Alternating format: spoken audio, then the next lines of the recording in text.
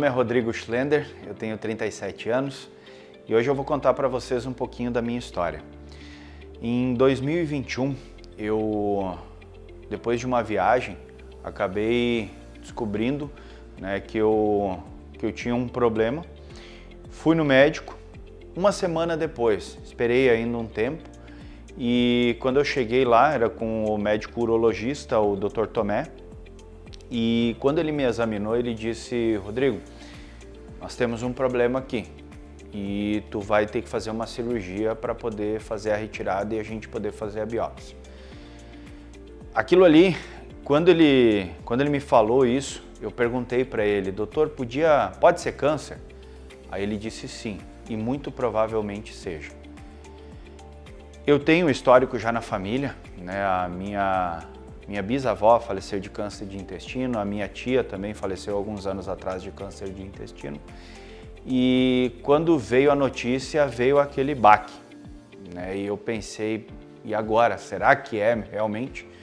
Fiz todo o encaminhamento, fiz a cirurgia, isso em 4 de outubro de 2021. Após a cirurgia, foi para a biópsia, fez todo aquele processo e veio o laudo dizendo que realmente era câncer. Mas que ele não havia se espalhado, que ele estava ali em um local ainda que não havia saído dali. Apesar de ser câncer, parecia ser mais tranquilo, Mas durante esse período todo e durante um bom tempo, eu sempre tive muita dor, nessa parte da barriga, na lateral e muita dor nas costas. Dores que às vezes pareciam que antigamente tomavam remédio, no outro dia estava bem. E aquelas dores às vezes persistiam por uma semana, 2 semanas, até que passava. Então a gente, como bom brasileiro, sempre deixa, passou, então vamos lá, deixa assim. E após esse diagnóstico, então, confirmando que era, as minhas dores aumentaram. E eu fiz todo o encaminhamento para poder vir aqui para a oncologia. Uma semana antes de eu chegar na oncologia, eu não aguentava de dor. Eu fiquei quase uma semana dormindo no sofá da minha casa porque eu não conseguia deitar. Então, normal não podia ser. Podia ser psicológico? Podia, porque era uma coisa nova, eu já sabia do diagnóstico de câncer. Só que eu não havia feito exame nenhum. Então fui consultar com outro médico antes de vir para a oncologia falar com os doutores aqui e ele me disse: Rodrigo, tu não carrega peso, tu não faz nada. Então não é comum que você tenha dores nessa região. Eu vou te pedir uma ressonância, tu vai e faz. Isso era uma segunda-feira. Na segunda-feira eu conversei com ele, na terça eu fiz a ressonância e na quarta à tarde seria a minha consulta aqui na oncologia. Ele disse: quando os exames estiverem prontos, já leva junto na oncologia que os médicos vão poder te dizer o que pode ser. E quando eu cheguei aqui então, e na quarta-feira, antes de vir para cá, eu recebi o laudo e dei uma lida. E apareceu uma coisa ali que eu achei estranho. Mas a gente acha que pode não ser alguma coisa, até porque a gente não entende nada do assunto. E quando eu cheguei na onco, eu fui atendido e quando o médico olhou os exames, ele disse que um estava ligado ao outro, mas que eu precisava fazer mais exames para daí começar o meu tratamento. Essa semana, dessa quarta-feira até a outra quarta-feira, eu tive uns episódios na minha família, um tio, meu Dindo, faleceu na época, naquela sexta-feira.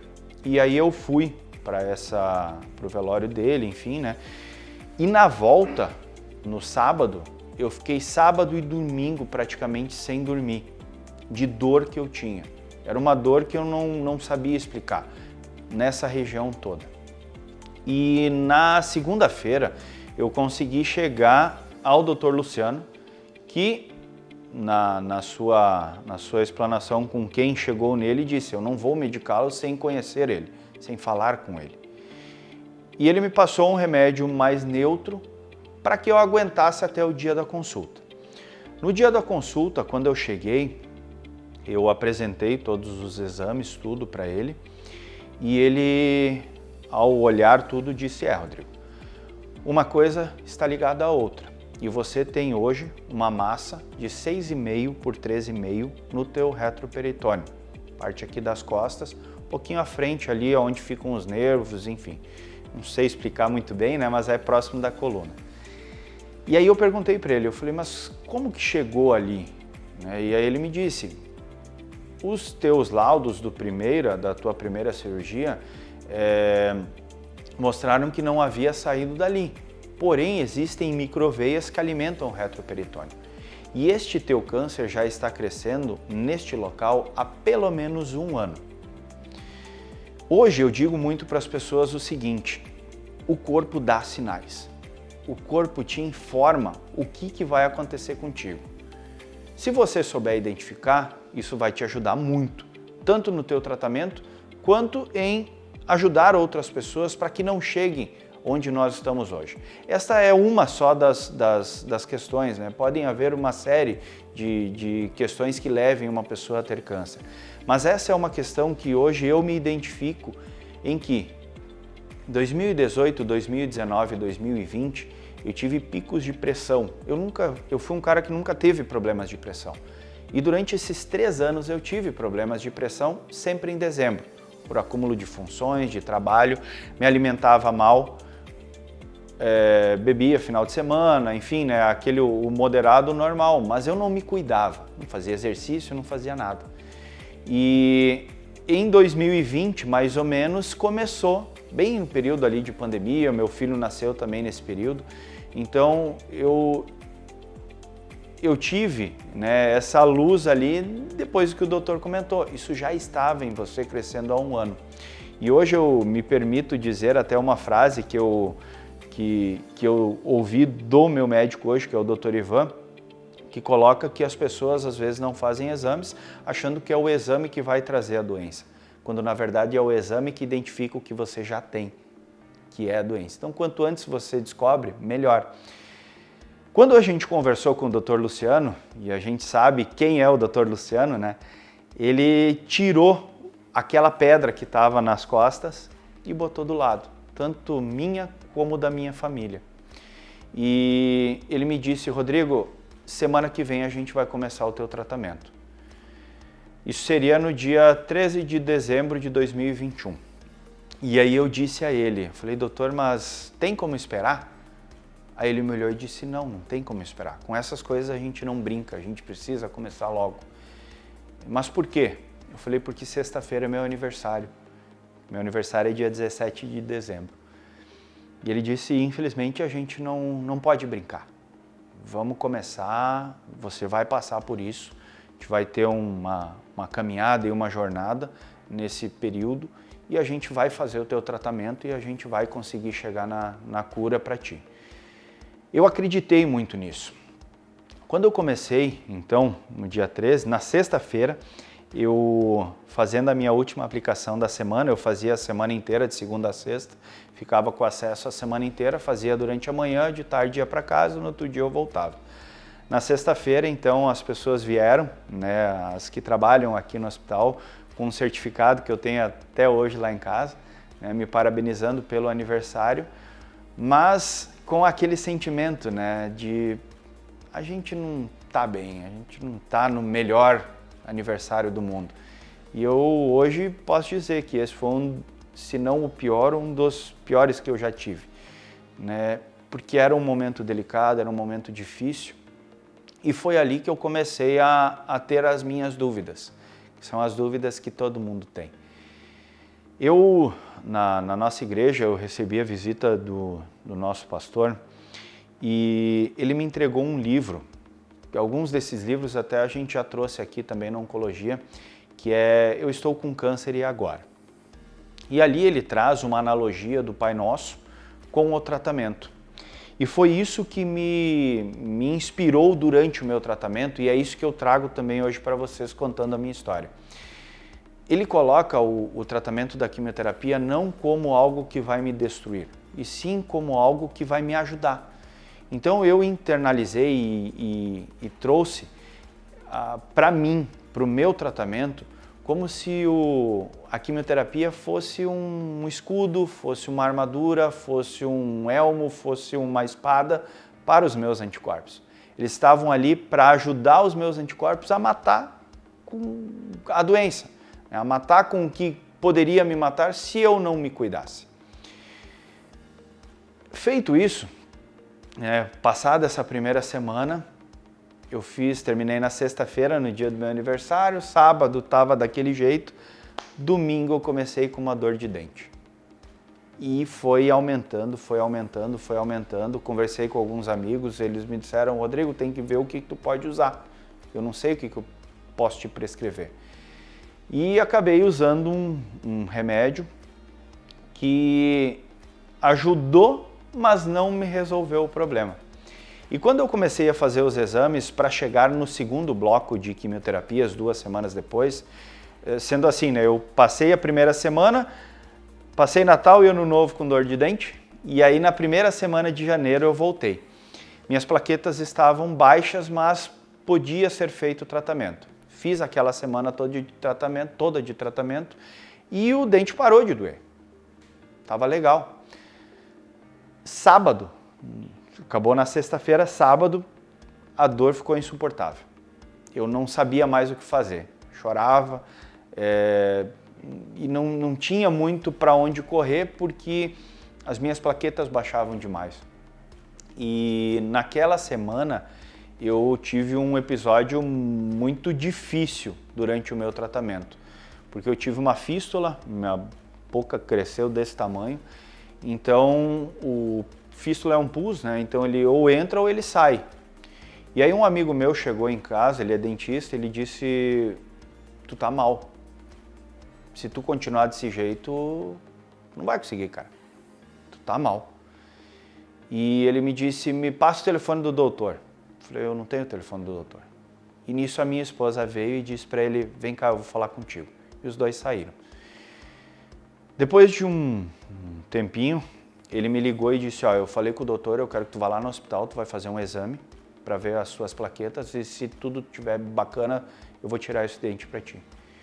Fiz isso.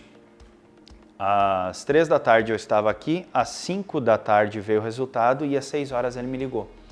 E eu disse, a gente não pode ir outro dia? A gente não pode ir amanhã?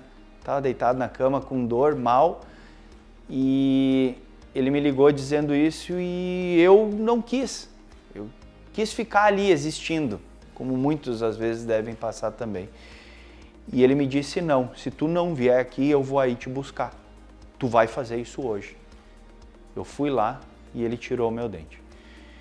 Depois daquilo, as plaquetas baixaram, mas o meu corpo começou a focar mais no tratamento e não tanto mais na dor que eu estava sentindo 40 dias antes. E aí eu cheguei num ponto que eu comecei a ter muitos problemas de constipação. Não conseguia ir no banheiro. E como eu funciono dessa forma, quando eu tenho um problema, eu tento parar, fico lá no meu canto, do meu jeito, e tento achar uma solução que me facilite passar por aquilo. E aí eu comecei a perceber o quanto todo mundo me dizia do hospital, os enfermeiros, nutricionistas, médicos, os farmacêuticos, todo mundo me dizia, toma água, toma água.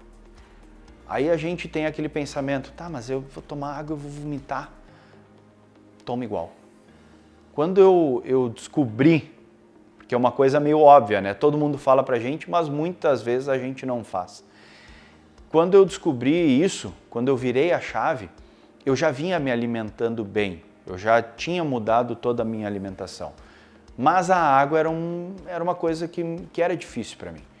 Então eu comecei a tomar água. Mesmo com raiva, eu tomava água. E aí o meu segundo e terceiro blocos de químio, praticamente eu não tive mais efeitos colaterais da quimioterapia. Eu tinha uma hipersalivação, eu salivava muito, né? E se eu engolisse a saliva, eu vomitava na hora. Mas isso foi amaciado com a quantidade de água que eu estava tomando, tanto durante o tratamento, como depois, naquelas 2 semanas que eu deveria ficar em casa. As minhas plaquetas baixavam muito, então o meu tratamento, que deveria ter encerrado até metade de fevereiro, foi até final de março, porque eu acabei tendo que esperar às vezes uma semana a mais. E em março, final de março, eu fiz o meu último bloco de quimioterapias.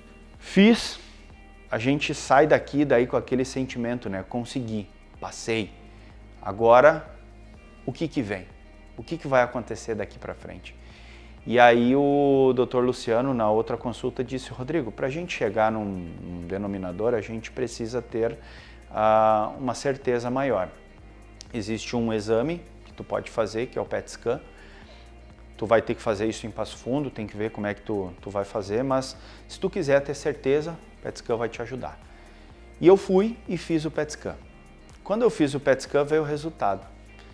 Eu ainda tinha uma massa, bem menor já, e essa massa aparecia que ainda tinha alguma coisa ativa ali. Então, volta para estaca zero. A gente começa a pensar, tudo que eu fiz não serviu de nada, não deu certo tudo que eu passei. E eu comecei a ter a instrução de algumas pessoas me dizendo: confia nos médicos, eles sabem o que eles estão fazendo. Confia nas enfermeiras, confia nas pessoas que estão com você. E o Dr. Luciano fez todo o encaminhamento, então, para que eu fosse para o Dr. Ivan e para ver a questão da cirurgia. Durante o mês de maio, eu fiz todos os exames possíveis para uma possível cirurgia. E quando eu cheguei com o Dr. Ivan, eu hoje brinco, né, com ele, a primeira coisa que ele me disse foi: como é que você tá? Eu falei: eu tô ótimo, eu tô bem, eu não me sinto doente. Apesar de saber que ainda tem alguma coisa, eu não me sinto mal. E ele disse: tá, então eu tô olhando aqui teus exames, tá tudo estável, tá tudo bem, a gente vai esperar. Quando ele disse a gente vai esperar, eu e a minha esposa, a gente se olhou. E disse: por que eu vou esperar? E aí eu fiz essa pergunta a ele. Ele disse: não, a gente vai esperar, isso aí tá morrendo.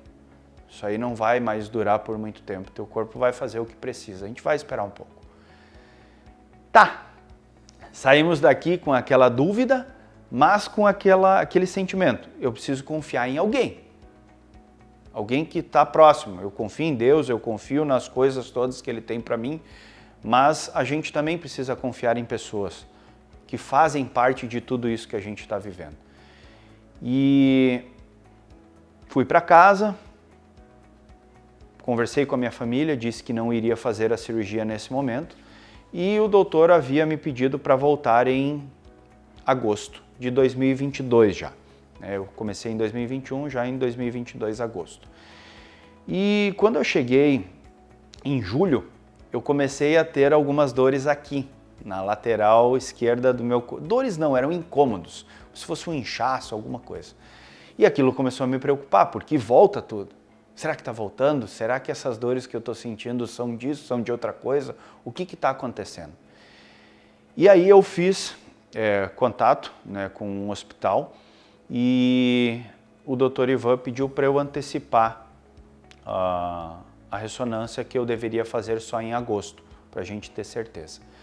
Quando eu fiz a ressonância, apareceu ainda a massa ali, mas não havia aumentado, ela havia diminuído no seu tamanho. E aí ele disse: agora vai fazer os exames de sangue e na outra semana a gente volta a conversar.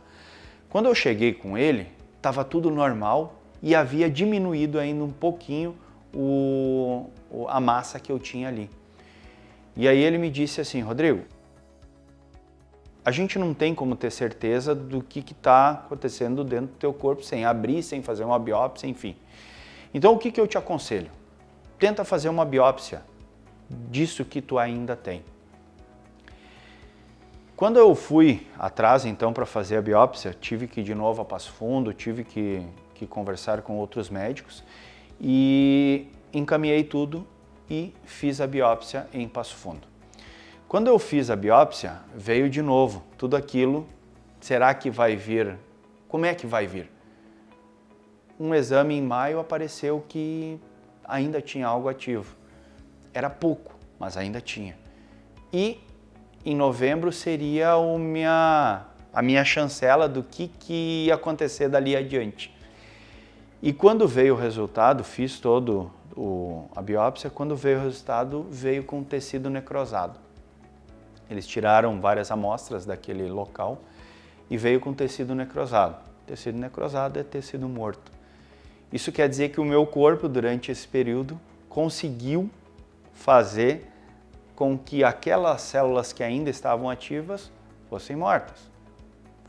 Se terminasse com aquilo ali. E aí me veio o que eu lembrei lá em agosto, e lá em maio, e lá no início do meu tratamento. Confia em quem está aqui. Confia que eles sabem o que é melhor para mim.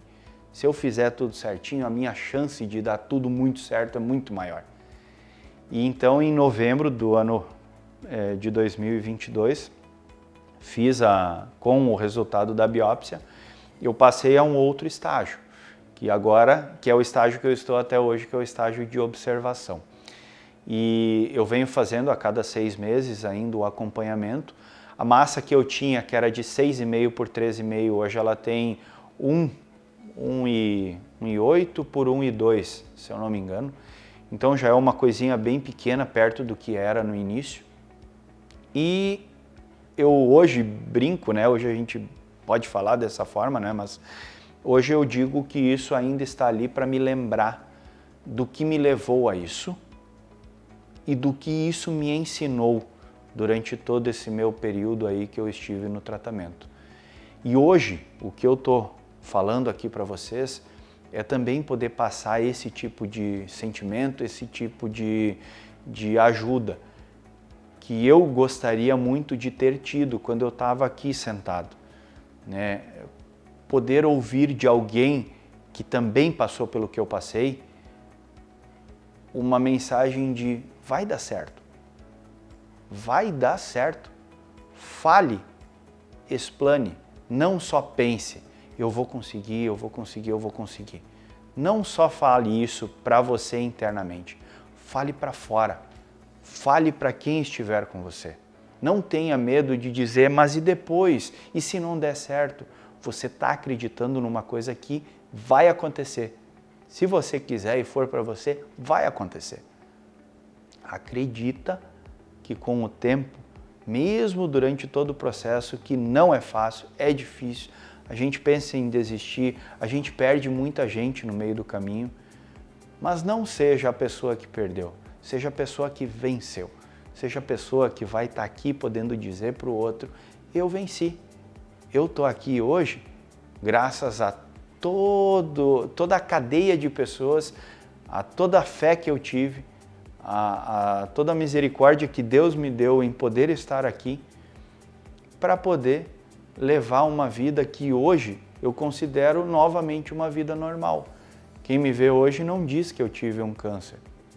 Fiquei careca, perdi muitos quilos, né? Cheguei a ter 73 quilos, então perdi muito. Perdi pessoas nesse caminho todo, nessa minha trajetória, né? Mas uma coisa eu tenho certeza, quando a gente acredita, quando a gente fala que vai dar, dá. Você tem esse poder também. Você também pode dizer para os outros e para você mesmo, mas fale. O universo, Deus, todo mundo em o que você acredita, está ali e quer ouvir de você, que realmente você acredita nisso. Então acredite. Use os exemplos bons que a gente tem para lutar. Cada dia é uma batalha.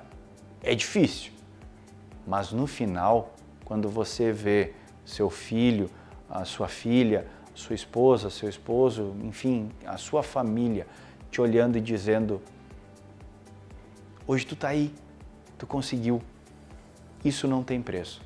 Lute por isso, ache o seu objetivo, lute por ele e lute pela sua vida. Lute e acredite, porque vai dar certo.